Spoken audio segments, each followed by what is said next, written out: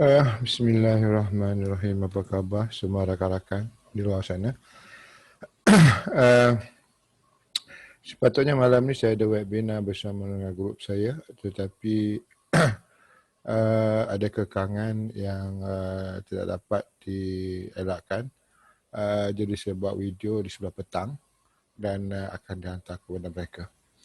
Now, kita akan masuk bab kedua soal pullback. Kita telah pun menghabisi ataupun telah pun mengetahui atau melihat bagaimana bentuk ciri-ciri pullback. Ada dua. Mana dia yang saya buat malam tu? Oh, tidak kelihatan. Oh, sudah tidak kelihatan lagi. Ya, apa, mungkin saya sudah delete. Baik, kita masuk kepada bab kedua. Kita masuk bab kedua. Sebentar. Line graf. Saya nak melukis. Alright, kita masuk bab kedua ya. Now, bab kedua pullback. Oops, sorry. Alright. Di sini ada dua kategori dia. Yang pertama adalah tanpa CB1. Di sini adalah pullback. Alright, dan second pullback is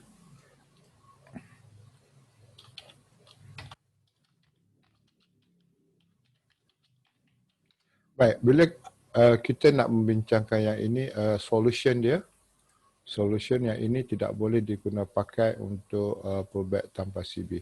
Begitu juga solution di sini tidak boleh digunakan pakai dengan sini. Now, untuk solution dia tentang yang ini,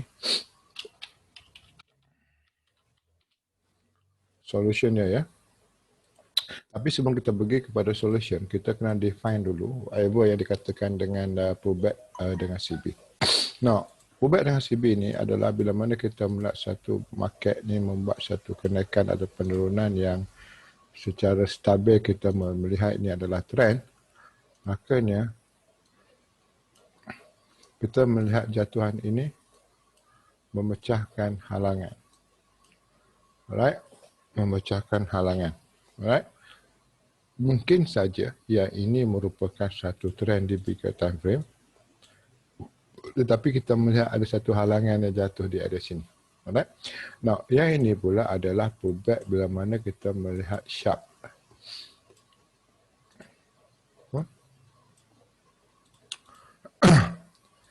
Di sini. Kita melihat sharp momentum ataupun sharp U-turn sebegini. Tetapi ini dia mewakili situasi yang sebegini. Ya, sebegini. Maksudnya ada CB1, wajib ada CB1. So ini dipanggil sebagai pullback dengan CB1.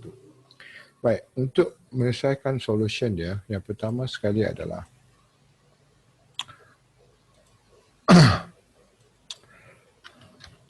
kita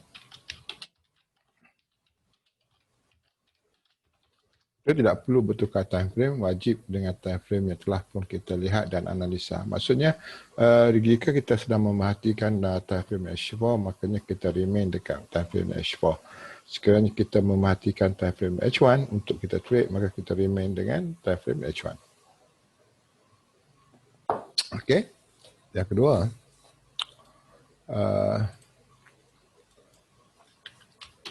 lakukan Fibonacci dan cari 161, 261.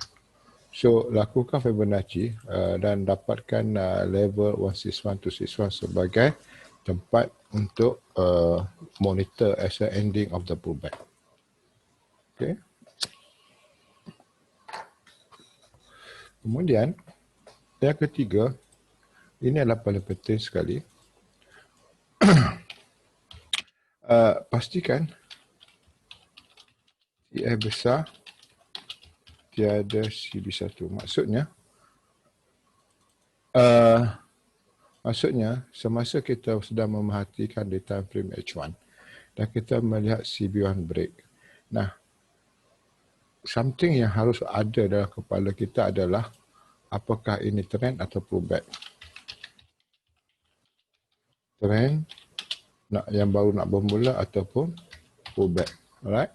So, untuk memastikan ini adalah pullback, makanya di time frame besar juga tidak ada pattern ini. Sekiranya di time frame besar ada pattern ini bersamaan dengan pullback ada pattern ini, it could be a new trending. Right? Now, so saya lihat kepada time frame lebih besar. Now, katakan saya berada di H1 ya. Now, semasa saya melihat ada berlaku jatuhan di sini, alright? Berlaku satu jatuhan di sini bersamaan dengan adanya divergent di area sini di H1. Okey, divergent di sini saya melihat adanya satu jatuhan. Nah, jatuhan ini telah pun memecahkan CB1 di area sini. Alright, makanya saya akan mengatakan, alright, telah pun berlaku pullback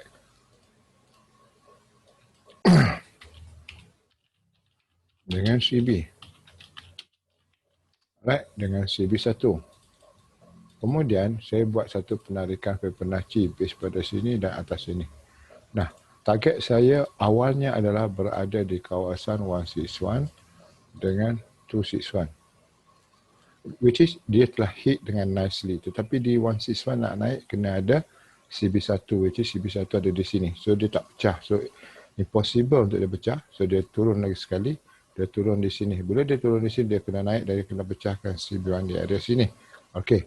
Now, at this time, jika berlaku sebegini, because of pada awalnya saya mengatakan ini adalah pullback, right?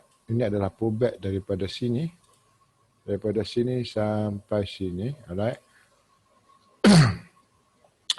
Makanya saya kena tengok bigger time frame. Kenapa saya melihat bigger time frame? Sebabnya saya nak pastikan di bigger time frame tidak ada pintu yang buka. Now, semasa dia sampai di area 261, right, 161 breakout di area 261, di sini telah berlaku pintu baru. Bila ini telah berlaku pintu baru, makanya kita mengatakan yang turun ini bukan lagi menjadi pullback. Sebab di bigger time frame telah pun pecah satu level lagi pintu baru di bigger time frame. Now, kemudian penurunan ini berterusan.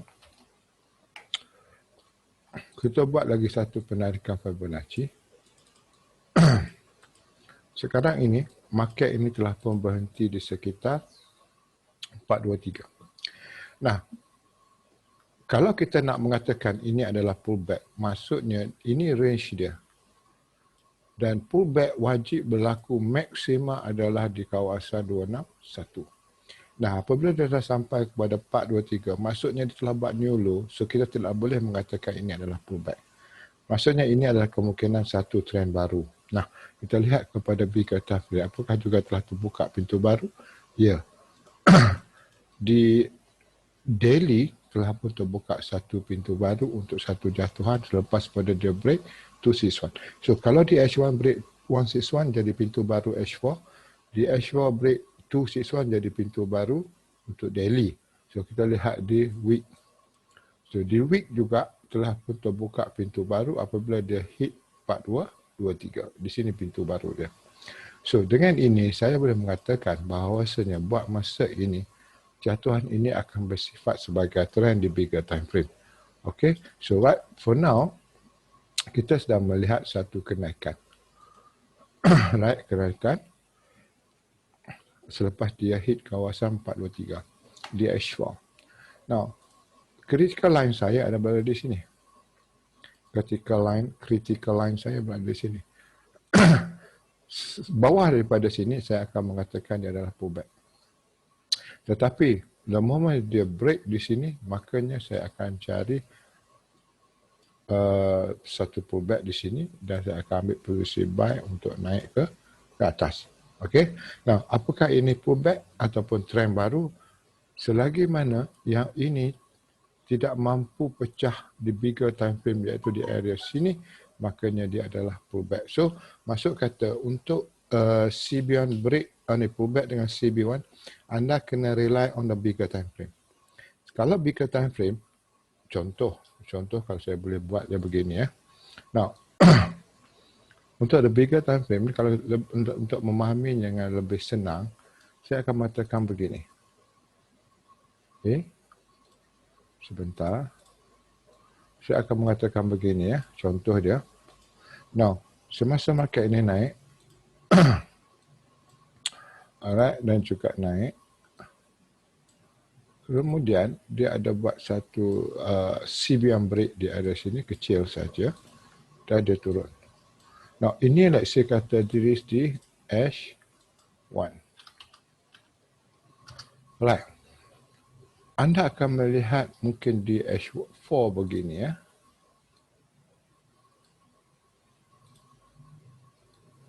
Alright. Di H4 begini, yang mana dia ini tidak kelihatan di H4. Ini H4.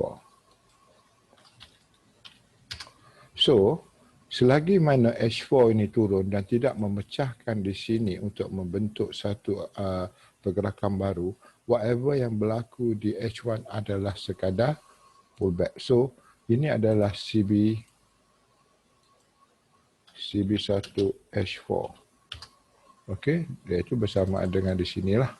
Selagi mana yang ini turun dan tidak memecahkan CB1 di H4, H1 adalah sekadar pullback dengan CB. Tetapi apabila ini telah turun dan memecahkan, sama juga dengan sini telah memecahkan CB1 di H4-nya, makanya sekarang ini, yang ini bukan lagi menjadi pullback, ini menjadi trend dan ini akan menjadi punca baru untuk jatuhan di H4. So, berhati-hati untuk melakukan pullback dengan CB1 sebab anda kena sentiasa melihat kepada bigger time frame. Contoh lagi, saya beritahu JJ. Alright. Semasa jatuhan awal di sini, sebelum pada breakout berlaku di sini, saya akan mengatakan ini adalah pullback dengan tanpa CB sebab dia belum berlaku breakout. Dan ini telah diberikan oleh H4. Nah, H4 di sini telah pun berlaku breakout di area sini dengan jatuhan, right? Dengan jatuhan